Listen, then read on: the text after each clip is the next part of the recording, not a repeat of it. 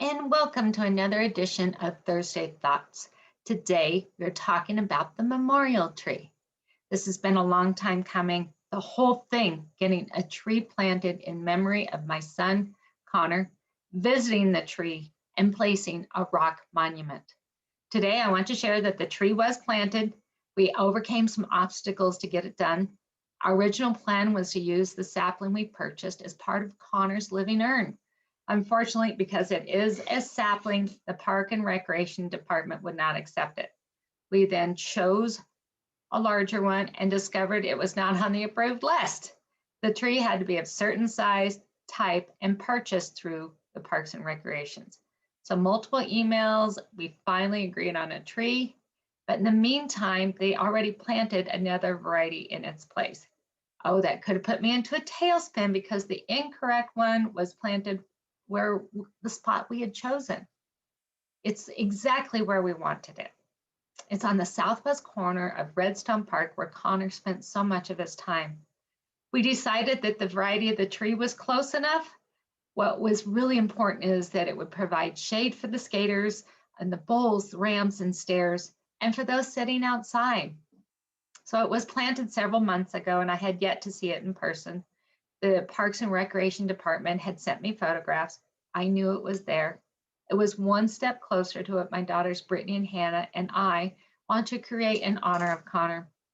Now, before it's fully completed, it's going to be another 4 to 6 weeks. We're waiting on the rock monument. So I don't get to that side of Highlands Ranch very often.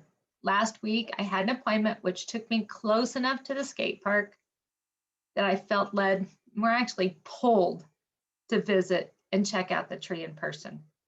I pulled into the parking lot and craned my neck to see the tree. It wasn't visible from the parking lot entrance. It was a sunny Friday afternoon and there were a few skaters at the park. I drove in slowly, anticipating the first sighting of the tree. Yes, it was there. It looked good. I parked the car. By this time, my heart was racing in anticipation of seeing the tree for the first time in person. I started walking and suddenly found my footsteps were quickening. I could not walk the 50 yards from my car to the tree fast enough. My breath was short and rapid.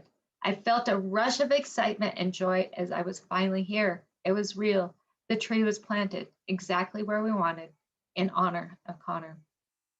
As I walked the final 5 yards, I slowed down to take in the moment, to take in the tree, to take in the location, the surroundings, the temperature, the sounds, and the people. I wanted to remember this moment and never forget it. I imagined the tree growing big, really big, so big that it would be a good size to climb. It is something that Connor would do.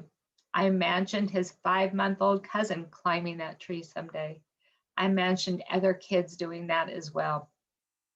I took pictures of the tree by itself. I took pictures with the skate park in the background. I took selfies.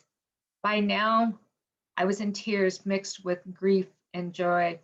Yes, two very opposing emotions simultaneously. That seems to happen more often now, mixing the two. It is no longer just sadness, but happiness comes alongside. I like this because I know that Connor would want me to be happy, and I want to be happy. I stood holding that tree trunk while I watched the kids. One boy in particular kept doing the same trick time and time and time again. That reminded me of Connor. He would practice a trick until he mastered it. He did not give up. He did so many board flips that he would wear out the toes of his shoes.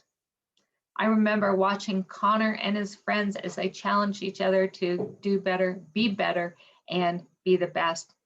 I also remember watching him pause and slow down to help a newbie and offer some pointers. He loved being with his friends at the skate park.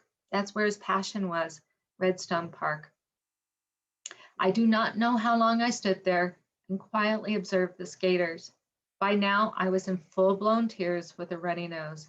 I wiped away my tears and knew I had done what I'd come for. It was a first. I made it.